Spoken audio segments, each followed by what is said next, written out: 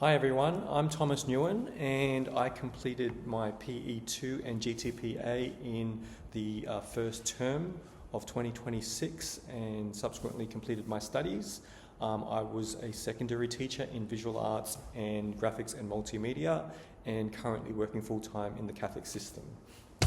So I've been asked to create this video on my, advice that may help those undertaking their GTPA in the next couple of weeks and months.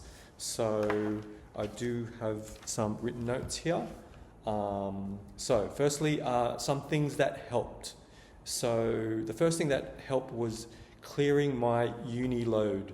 So I didn't have to run PE2 and thus the GTPA with any other subject. So we've already heard of and studied of cognitive load theory, so I wanted to ensure that I had the right brain capacity to undertake the PE2 by itself without any other subjects. So I did I did 2 subjects in summer school to ensure that I didn't need to run any other unit alongside. Whether that means you may want to push back a unit if you don't have that luxury of doing it beforehand, but I think that helped myself for sure. The second thing that helped was attending the fortnightly drop-in sessions that was run by Joanne Dunker. So it just allowed me to clear any confusion and have my questions answered within the GTPA, and also connect with other students that you normally see in class or tutorials and see how they're doing and share stories with their PE2 and just collectively share ideas overall. So definitely those 2 things. What I wish I knew at the start of the GTPA. Firstly, that it is a significant piece of work. Mine ended up being 68 pages and 13,000 words. There's no word limit, but there is a page limit of 80. So just know that. But in saying that, I think what I wish I knew was having the mentality or the mindset that the GTPA is basically, it's a report, right? It's not a thesis, even though it is an academic paper. But so just have that mindset, so you can have you can have that mindset that it is a report style of writing. So by having that knowledge, it's a bit more straightforward just to answer those questions. So it's basically what you plan on doing as a teacher for that term, and what you've tried and how things worked out. So I think having that mindset is a bit more straightforward. In regards to references, you do need to include academic references, but I don't feel that you need to do much extra reading for the GTPA. Like mine was quite minimal as such, because we're at the end of our degree and we've already written 50,000 words of essays already. So there's a lot you can draw upon already that you've already covered and learnt. And, you should think that within your final PE2, in covering all these subjects, try these constructs out. So there's a lot, and see how they work out in practice, right? So stuff like cognitive load theory, explicit instruction, direct instruction, classroom management, behaviour-specific praise, token economies, things like that. Differentiation strategies for EALD, Indigenous students, those with special needs such as neurodiversity, high potential gifted, talented identification, literacy and numeracy. Things that you learn in your methods classes. So there's a lot that you can draw upon. So I don't feel that you need to do much extra reading for the GTPA. Okay.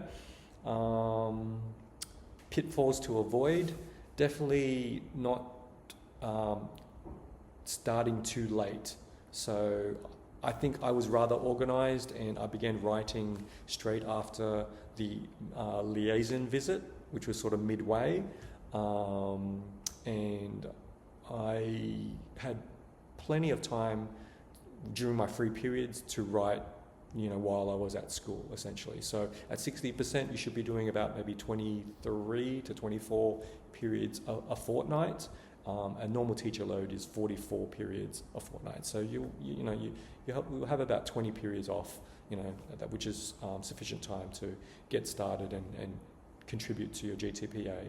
And I think writing it while you're at school, your ideas will come a lot quicker, just because teachers generally need to think on their feet, pretty quickly. So when you're in this environment, I think your ideas will come quicker as well. So definitely don't leave starting the GTPA after you've left or completed your PE2, and definitely ensure that you've collected all your data that's required before you leave PE2 as well, because your credentials may not work after you leave, so you're blocked out of the system, and you may not be able to step on the school grounds after PE2. So you want to make sure that you've got all the data for the GTPA before you leave, okay? And general pieces of advice I will include is choosing interesting students to write about in your GTPA. So you have to choose 3, and my high achiever was a EALD student, so a student with English as a second background. My mid student was a student that had an IEP, individual education plan, because they were on the spectrum, and they also had ADHD. And my underachieving student had several behaviour misconducts across the course of the term. So it made it more interesting to write about as well. Okay, so good luck, and happy to share further advice specifically if Joanne wants to share my details with any other students there. And I'm also happy to share stuff that they don't teach you at uni in progressing to the next step of school employment. So stuff like getting your approval to teach, obtaining your subject codes from NESA, being a targeted grad, interviewing, setting resumes, and maybe differences between the government, independent and Catholic systems as well. Okay? All right. Good luck. Bye-bye.